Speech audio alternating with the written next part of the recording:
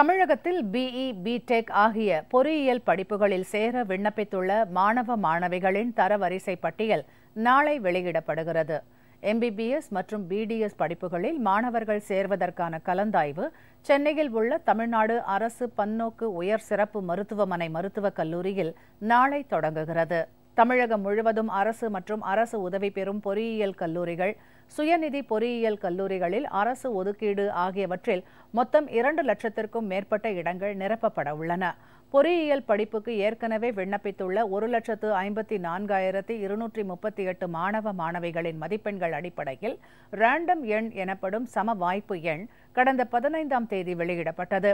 இதனைத் தொடர்ந்து பொறியியல் படிப்பில் சேரவிருக்கும் மாணவ மாணவிகளுக்கான தரவரிசை பட்டியல் நாளை வெளியிடப்படுகிறது. மாணவ மாணவிகள் பங்கேற்று கல்லூரியை தேர்வு செய்வதற்கான கலந்தாய்வு சென்னை அண்ணா பல்கலைக்கழகத்தில் வரும் 28ஆம் தேதி தொடங்குகிறது. முதல் நாளில் விளையாட்டு வீரர்களுக்கும் மறுநாள் மாற்றுத்திறனாளி மாணவர்களுக்கும் கலந்தாய்வு நடைபெறுகிறது. ஜூலை 1ஆம் தேதி முதல் 31ஆம் தேதி வரை பொதுப் பிரிவினருக்கான கலந்தாய்வு நடைபெற உள்ளது.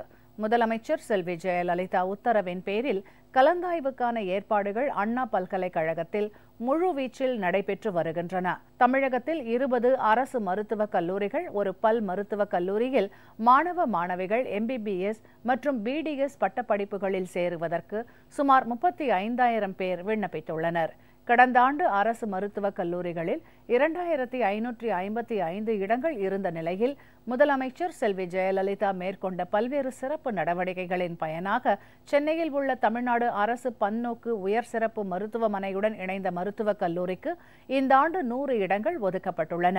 இத்துடன் சேர்த்து மொத்தம் 2,655 மருத்துவ இடங்கள் நிரப்பப்பட உள்ளன. இதனையடுத்து மருத்துவ படிப்பில் மாணவ மாணவியர் சேர்வதற்கான கலந்தாய்வு நாளை தொடங்குகிறது. முதல் நாளன்று விளையாட்டு பிரிவினர் மற்றும் மாற்றுத்திறனாளிகள், முன்னாள் இராணுவத்தினரின் வாரிசுகள் ஆகியோருக்கான கலந்தாய்வு நடைபெறும்.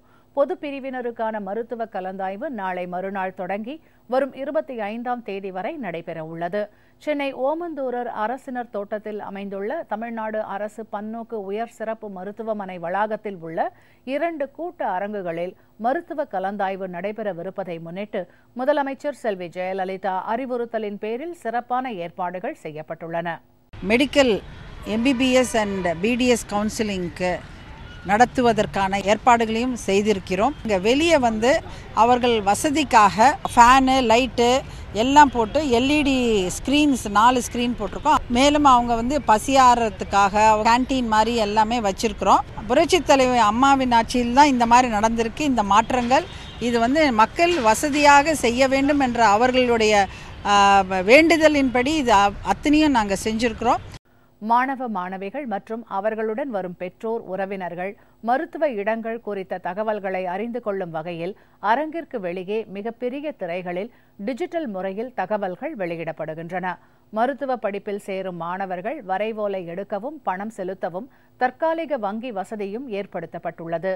ஒரே நேரத்தில் 5 மாணவர்கள் தங்களது கல்லூரியை தேர்வு செய்ய வசதி செய்யப்பட்டுள்ளது.